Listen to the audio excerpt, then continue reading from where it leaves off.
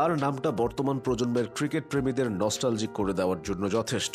রোহিতের আড়ালেই নিজের গোটা ক্যারিয়ারটা পার করেছেন ধাওয়ান, অথচ পারফরমেন্সের বেলায় কোনো অংশে রোহিতের থেকে কম ছিলেন না। রোহিতের সঙ্গে ধাওয়ানের বোঝাপড়া ছিল দারুণ। রোহিত ডানহাতি, ধাওয়ান বাঁহাতি। আদর্শ এই জুটি 2013 থেকে 2022 পর্যন্ত মোট 5148 রান করেছেন। সেসব এখন অতীত, কিন্তু ধাওয়ানকে কি চাইলেও ভুলে থাকা যায়? ফর্ম যতই খারাপ থাকুক, বড় মঞ্চে ধাওয়ান অগ্নিমূর্তি ধারণ করতেন। প্রতিপক্ষ অস্ট্রেলিয়া হোক বা সাউথ আফ্রিকা, তার ব্যাটটা কথা বলতো। তাকে বলা হয় বড় মঞ্চের বড় তারকা। বৈশ্বিক আসরেই তার সেরা রূপটা দেখত সবাই। কথা কম, কাজ বেশি। ধাওয়ানের বেলায় এই প্রবাদটা মিলে যায়। 2013 চ্যাম্পিয়ন্স ট্রফি, 2015 বিশ্বকাপ, 2017 চ্যাম্পিয়ন্স ট্রফি এবং 2019 বিশ্বকাপ, এই চারটি আসরে ভারতের সবচেয়ে ধারাবাহিক ব্যাটার ছিলেন তিনি। বিশেষ করে চ্যাম্পিয়ন্স ট্রফির দুইটি আসরে তিনি রানের ফোয়ারা বইয়েছেন। 2013 সালে ভারতকে চ্যাম্পিয়ন করেছেন, 2017-তে তুলেছেন ফাইনালে। এই দুই আসরের 10টি ইনিংসে তার ব্যাট থেকে এসেছে 701 রান, যেখানে 3টি সেঞ্চুরির পাশাপাশি ছিল 3টি হাফ সেঞ্চুরি। সব মিলিয়ে ওয়ানডেতে তিনি 167টা ম্যাচ খেলেছেন,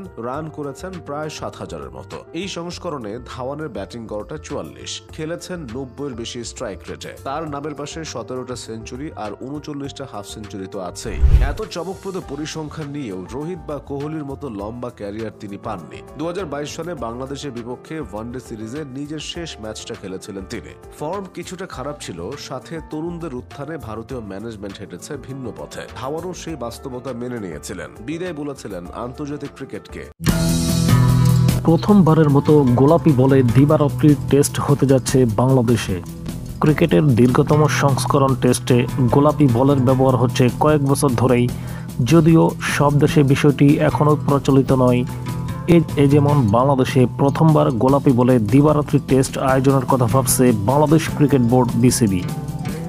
বাংলাদেশ ক্রিকেট লিগের বিসিএল আসন্ন আসরে গোলাপি বলে আয়োজনের পরিকল্পনা রয়েছে বলে জানিয়েছেন বিসিবির টুর্নামেন্ট কমিটির চেয়ারম্যান আকরাম খান।